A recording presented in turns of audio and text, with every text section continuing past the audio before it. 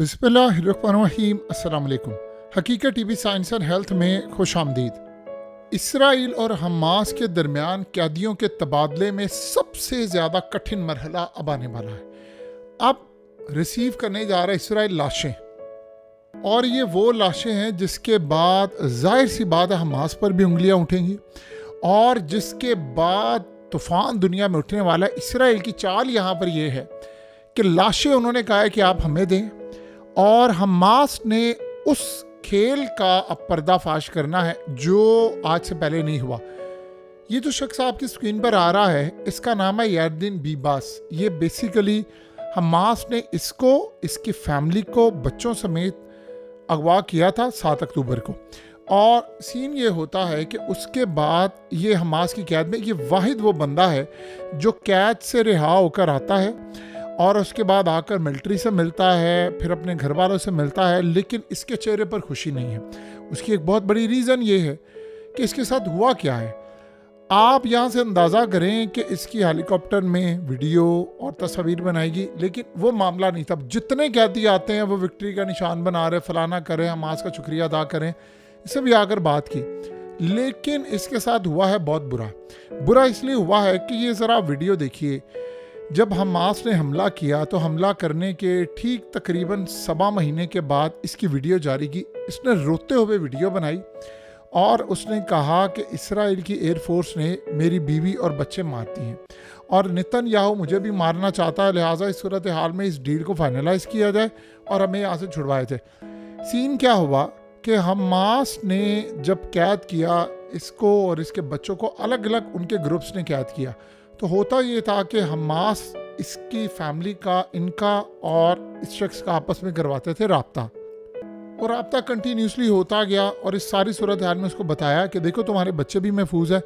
इसका गालिबन एक बच्चा 10 महीने का था और छोटे बच्चे थे, ये आप देख सकते हैं। तो हमास ने इनको पकड़ा और हमास ने इसकी बीवी से इनका राब्ता करवाया, इनके साथ मामला तय करवाया और बताया कि देखो हमने तुम्हारी बीवी को भी ठीक रखे, वो अपने बच्चों की खैरियत भी दरियाफ्त करता, सारा मामला हुआ। फिर अचानक से सूरत हाल ये पैदा हुई कि जहाँ इसकी बीवी को, बच्चों को और कुछ कैदियों को रखा हुआ था और हमास के अपने भी लोग थे, इसराइल ने वहाँ पर किया स्ट्राइक करके इसकी बीवी को भी मार दिया, इनके बच्चों को भी मार दिया। ये हमास ने ऐलान किया। इस शख्स को बताया गया कि देखो ये कैदी भी मारे गए हैं, कैदियों के साथ जो हमारे हमास के फाइटर थे वो भी मारे गए हैं। तो अब इसको बताया गया कि सारा मामला, इसराइल ने मीडिया पर कहा कि देखो जी हमास ने बच्चों को भी मार दिया है, फैमिली को भी मार दिया, ये हो गया वो हो गया। लेकिन इस बंदे को सच्चाई थी पता। इसने वीडियो बनाई और रोते हुए कहा कि इसराइल ने असल में मेरे बीवी बच्चों को मारा है। असल में हुआ ये था कि हमास ने इसको बताया कि देखो हमने क्यों मार रहे हैं, हमने तो तुम लोगों के बदले में अपने 200 एक बंदे के बदले में 200 कैदी या 50 या 100 कैदी रिहा करवाने हैं। तो जितनी बड़ी तादाद में हमारे पास लोग होंगे उतना हमारे लिए आसानी होती है, तो हम क्यों मारेंगे किसी को। और जब इसकी बातचीत करवाई जाती थी, मामला तय करवाए जाते थे, तस्वीरें दिखाई जाती थी इसके बच्चों की और सारा कुछ, और बीवी का, मियाँ का, बेगम, इन सब का ये सारा सिलसिला चलता था। फिर अचानक ये हुआ कि उन्होंने वीडियोस बनाई, तस्वीर बनाई और कहा कि देखो ये स्ट्राइक हुआ है। अब हमास के पास इन बच्चों के, इनकी फैमिलीज की, बॉडीज की, सब कुछ की तस्वीर है। उन्होंने इसको दिखाई कि देखो ये बिल्डिंग ऐसे गिरी है, ये हमारे भी लोग साथ मारे गए हैं, और इनके पास वो तस्वीर है। अब सीन यहाँ पर ये है कि ये बॉडीज रिलीज करने के लिए जा रहे हैं। पहली दफ़ा ऐसा है कि लाशें हमास के लोग देने जा रहे हो, 4 के करीब है। इसराइल ने लाशों की डिमांड की कि हमें लाशें चाहिए। वो क्या चाह रहे हैं, वो ये चाह रहे हैं कि हम दुनिया को बताएं कि हमास कितनी बड़ी दहशतगर्द तंजीम है, इन्होंने बच्चों को मारा है। क्योंकि असल में सीन ये हुआ है कि पिछले 1.5 साल से दुनिया में एक ही बात चल रही है कि नेतन्याहू बच्चों को मारता है, औरतों को मारता है, बूढ़ों को मारता है, मासूमों को मारता है। तो इस सारी सूरत हाल के अंदर जो सबसे ज़्यादा अजीबोगरीब मामला हुआ है वो इनका हुआ है। इस वक्त इसराइल के चप्पे चप्पे में मीडिया को कहा गया कि आपने बताना है कि हमास ने मारा। अब ये हमास के ऊपर है कि वो क्या करने जा रहे हैं। जब बीबास गया और बीबास को इसराइल की एयरफोर्स ने और उनकी फौज ने कहा कि आपने स्टेटमेंट देनी है हमास के खिलाफ, क्योंकि आपके बीवी को मारा, बच्चों के मारा। अब इसको पता है कि क्या हुआ है असल मामला। वो बातचीत करवाते रहे, तस्वीर दिखाते रहे, सब कुछ करवाते रहे। और जो बंदा था हिब्रू लैंग्वेज बोलता था हमास का, उसने आकर बीबास को बताया कि देखो हमने तुम्हारी फैमिली को मारा नहीं है, हमने बाकियों कैदियों को ऐसे रखा है, हमारे तो अपने बच्चों। फिर वहाँ पर होता गया था कि इसराइल ने जो बमबारी की गजा के अंदर, जो लोगों को मारा, उन्होंने उनकी वीडियोस लोथड़े चिथड़े उड़े हुए जो बच्चों के साथ हुआ आप सब जानते हैं। यानी मीडिया में तो ये बताया जाता है ना कि 50,000 बंदा इसराइल ने मारा मासूम बच्चों समेत, उसमें से 12, 14, 20,000 के करीब, कोई एग्जैक्ट फिगर नहीं है, बच्चे मारे गए। तो उन्होंने बताया कि देखो पूरा पूरा खानदान उजाड़ दिया, बिल्डिंग्स तबाह कर दी, सारा कुछ। उन्होंने इनको दिखाया कि देखो ये हमारे साथ हो रहा है, ये नेतन्याहू। फिर इसने खुद कहा कि मैं वीडियो बनाना चाहता हूँ, बहरहाल वो वीडियो इन्होंने जारी की। अब जब से ये बीबास आया है तब से हुआ ये है कि इसके ऊपर प्रेशर था कि तुम हमास के खिलाफ स्टेटमेंट दो। अभी तक इसराइल कामयाब नहीं हुआ, ये बात आप ज़हन में रखिएगा। इस बंदे को शदीद गुस्सा है इसराइल के ऊपर। अब इसकी फैमिली की बॉडीज और दूसरे कैदियों की जो लाशें हैं वो हमास हैंड ओवर करने के लिए जा रहा है इसराइल की अथॉरिटी को। बदले में उनके कैदी रिहा होंगे। इसराइल ने करना है प्रोपेगेंडा इसके ऊपर और बातचीत करनी है, उन्हें दुनिया को बताना है कि देखो हमास के लोगों ने काम किया, सारा कुछ किया। हमास वाले कहते हैं जी हमने नहीं मारा, इसराइली कहते हैं इन्होंने मारा है। अब वो दोनों ये बात कह रहे हैं। बीबास को पता है असल कहानी क्या। अब अगर लेट से इन कैदियों के साथ साथ हमास ने वो मनाजिर जारी कर दिए कि जिस पर आप ये देखें कि बॉडी के ऊपर वो गिरी हुई हैं चीज़ें, मलबा गिरा है, चीज़ें तबाह है, क्योंकि बिल्डिंग्स में मुख्तलिफ रखा हुआ था। जैसे जैसे असल में कैदी जो थे उनको एक जगह से मूव करते गए, यानी पहले एक बिल्डिंग में थे, पता चला वो बिल्डिंग है, मैंने बिल्डिंग तबाह कर दी, वहाँ पर वो गिर गए, फिर वो उन्होंने अगली जगह मूव कर दिया। इसी तरह सुरंगों के अंदर भी कुछ सुरंगें पकड़ी गई, कुछ उन्होंने खाली छोड़ दी। जब उनको पता चला कि इसराइल यहाँ पर आ गई तो वो करते करते निकल गए।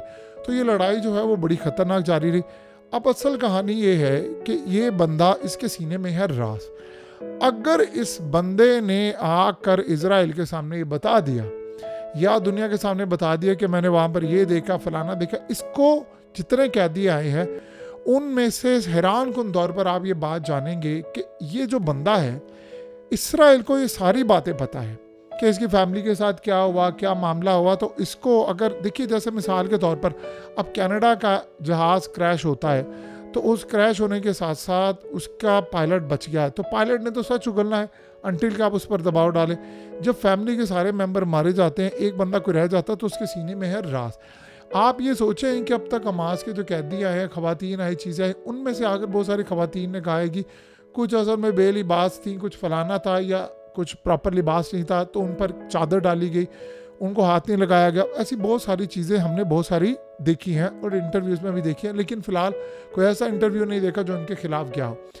इसका मामला ये है कि अगर इस बंदे ने वहाँ पर जाकर पूरी तरह बता दिया कि जी मुझे राब्ता करवाया जाता था और हम से वहाँ पर तस्वीर और वीडियो जारी कर दी कि देखो ये इन्होंने किया है, तो आप यकीन कीजिए सारी सूरत हाल में जो तूफ़ान बर्पा होगा इसराइल में, आप उसका अंदाज़ा भी नहीं कर सकते।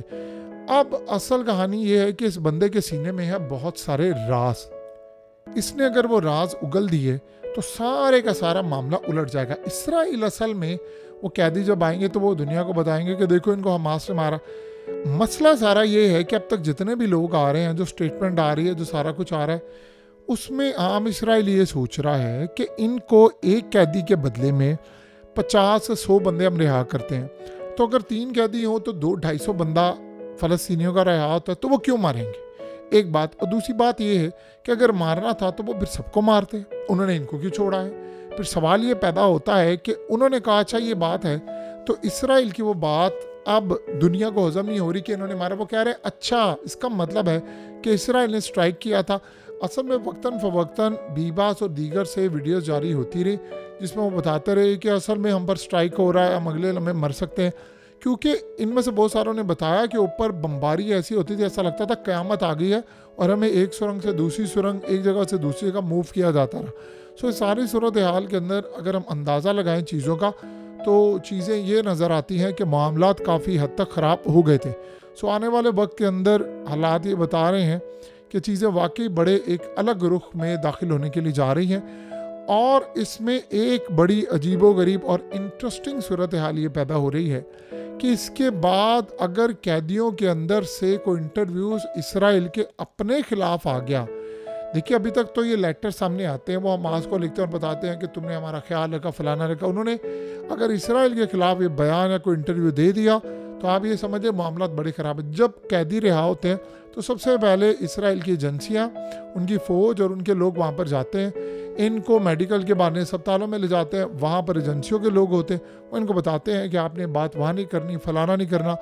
और इस सारी सूरत हाल में आप गौर करें, कैदियों को सबसे पहले मिलिट्री के हवाले किया जाता है। सो अब चंद घंटों के बाद ये मामला जब होगा तो दुनिया में क्या तूफान बरपा होगा, ये तो आने वाला वक्त बताएगा। हकीकत टीवी साइंस एंड हेल्थ की इस वीडियो के नीचे कमेंट ज़रूर कीजिए, अपनी राय का इजहार ज़रूर करें और इस वीडियो को हर जगह शेयर करते हुए चैनल को सब्सक्राइब ज़रूर करें।